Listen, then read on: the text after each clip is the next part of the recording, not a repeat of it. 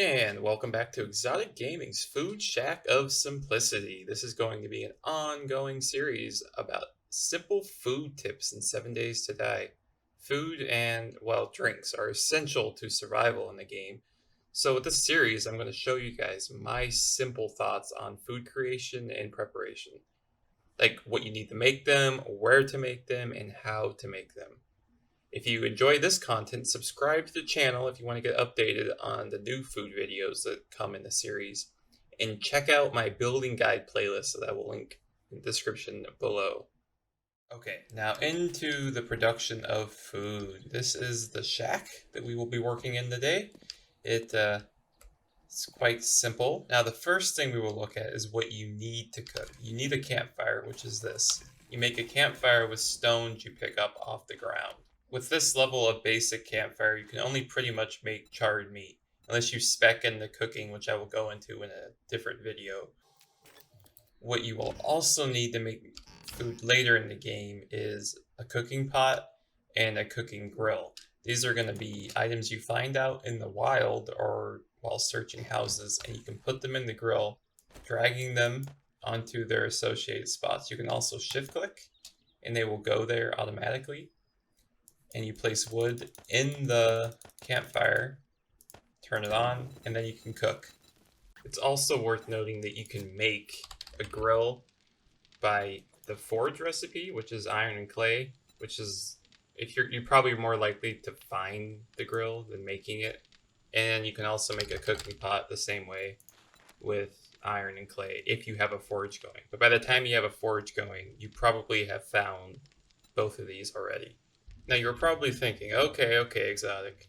I know the basics. How do I learn how to make bacon and eggs or boiled eggs? Well, you need to level into strength, and then you need to go to Master Chef, and you need to level into at least level 1 for the basics, and level 2 if you want to get most of the stuff it has to offer. And then to get into level 2 and level 1, you're going to need to level strength itself, which I know a lot of people get confused by, but that's how it works. It's also possible to find recipes like bacon and eggs, blueberry pie, boiled eggs in the world exploring and killing zombies. It's more likely that you're going to find them in bookstores or in bookcases and houses. And some people prefer playing that way to make the game hard. It's all up to how you want to enjoy the game and the challenge that you want to give yourself in cooking or in crafting or in killing zombies. Now, let's go over what you need to have to make these recipes. You need meat and eggs are some of the easiest items you can find. You find cornmeal a lot. And then these are the basics food items that you're going to need to make food. So for bacon and eggs, you need raw meat and eggs. You find eggs in bird nests on the ground. And typically you can only loot them once. So once you loot around your base, you're going to need to go out and find more.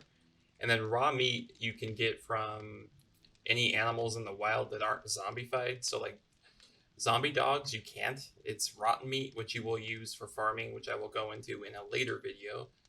And for cornmeal bread, all you need is water and cornmeal. It's pretty shitty, but food's food at this point.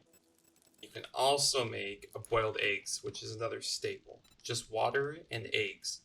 And for water, all you need is empty jars of glass, and you fill them up at any pond of water, and you get dirty water, and then you boil that, and you have instant water. It's the easiest thing in the game to get.